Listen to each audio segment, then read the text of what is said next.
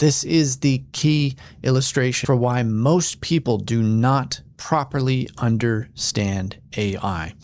So what is this graph that we're looking at?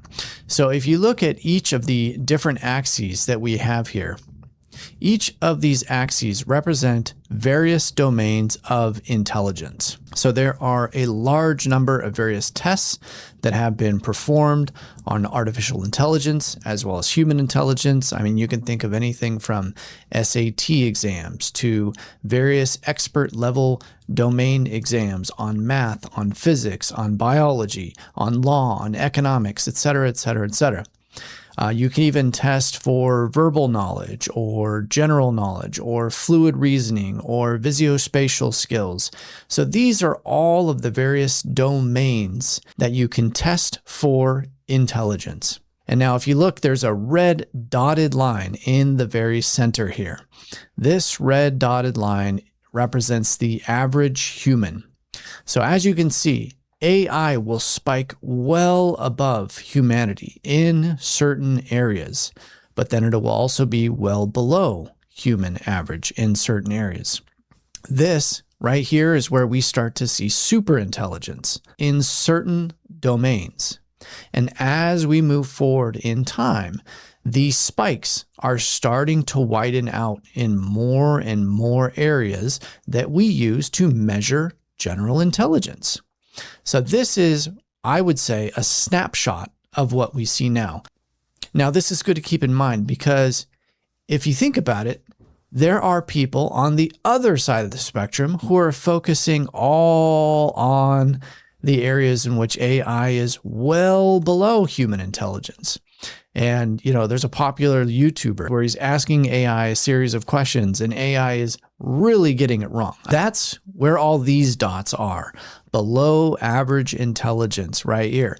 So if you were to watch YouTube videos, if you were to focus on all of the areas in which AI is clearly below your average human intelligence, then you're going to view AI largely here. This is how you're going to conceive of AI. And so, when I talk about AI taking over the world and that the Bible predicted this in Revelation and in Daniel, a lot of people will come back to me and they'll say, there's no way that'll ever happen. AI is stupid or it's a joke. And that's because they're looking at all the various ways in which AI is exhibiting still below average intelligence on various types of tests, or even if it's model performance for simple applications or tasks that we ask it to do. But that is not the full picture.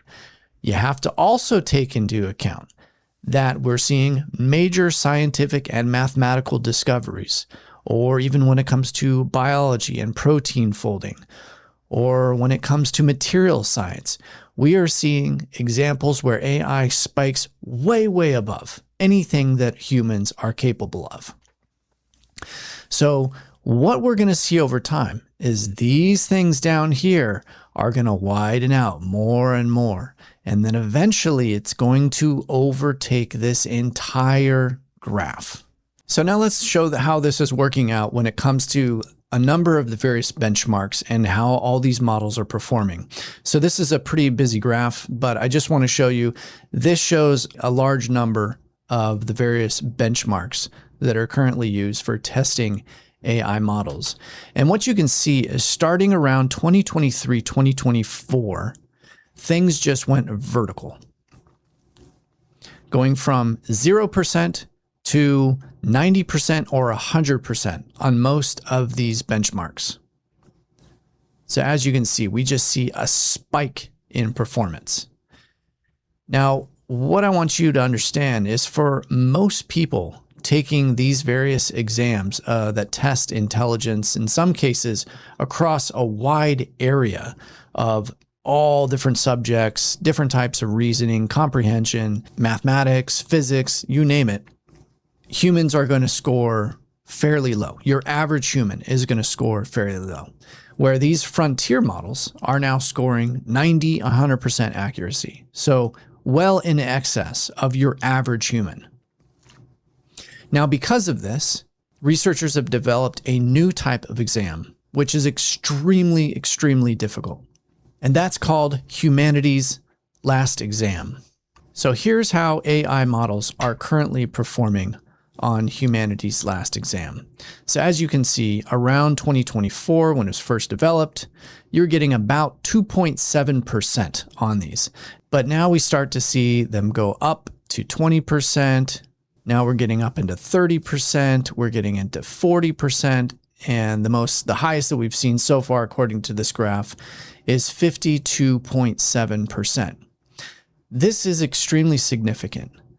So what is humanity's last exam? A group of researchers, of professors, of graduates all across the world.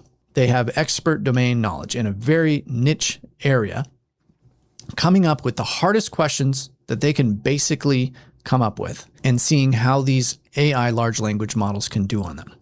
So the average human taking humanity's last exam is not going to get any of them. They could possibly just by randomly getting some of them correct, but they're not going to get them right intentionally.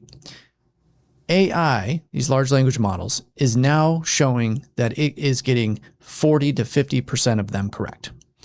So what does this mean? This means that if we were to see a single large language model get theoretically 100% of these correct, that would mean a single model has now achieved superintelligence, that it is able to pass an exam showing that it's smarter than any human on the earth by far, which they already are in terms of this, but all of humans collectively, all of the best and brightest professors and researchers collectively on the globe. So that would be a very big deal. And again, right now we're seeing 40 to 50% of these questions being passed of this test.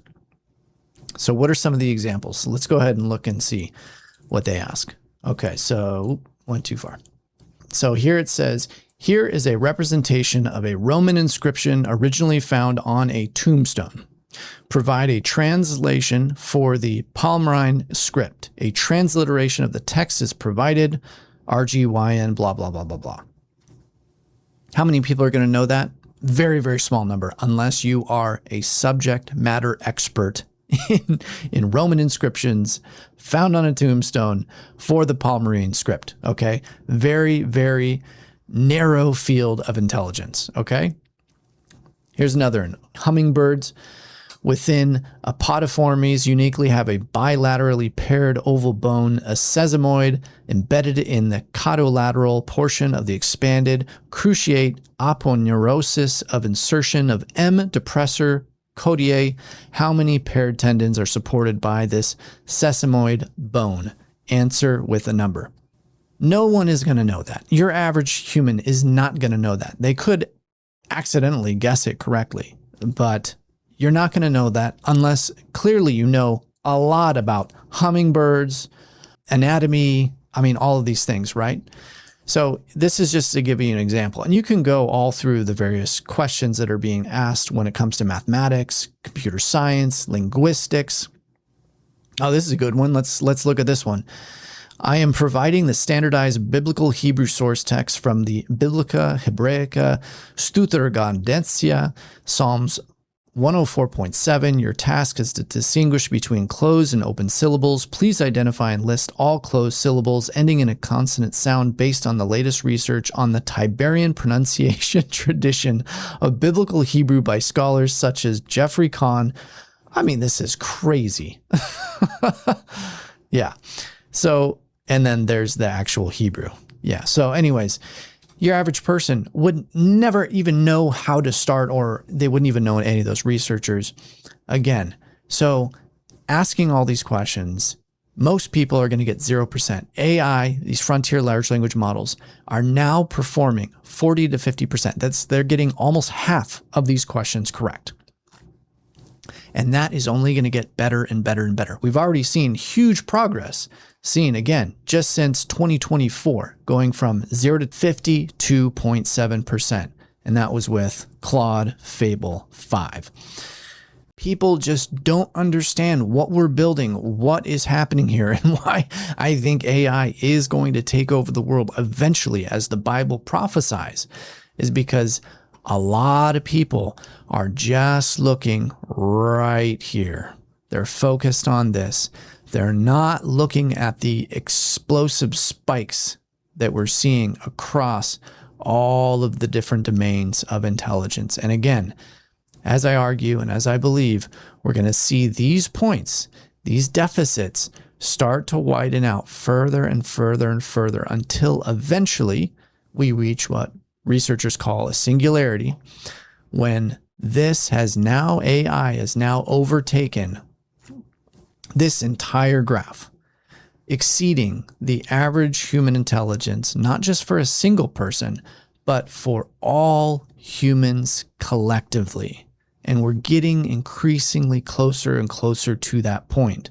So I think a lot of people are just in denial. They're not following what we're seeing.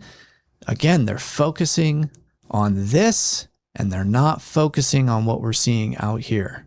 And that's why most people get artificial intelligence wrong.